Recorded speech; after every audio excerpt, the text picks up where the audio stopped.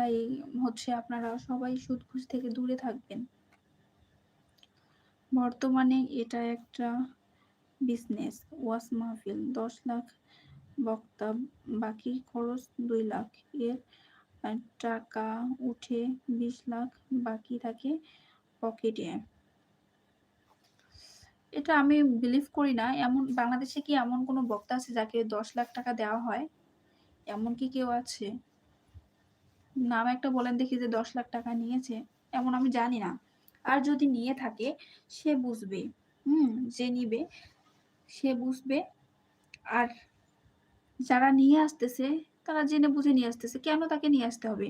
অনেক যোগ্য আলেম আছে যারা টাকা নেয় না, টাকা ডিল করে না।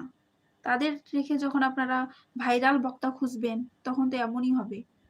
ভাইরালদের তো দাম বেশি, বোঝেনি? বরং ভাইরাল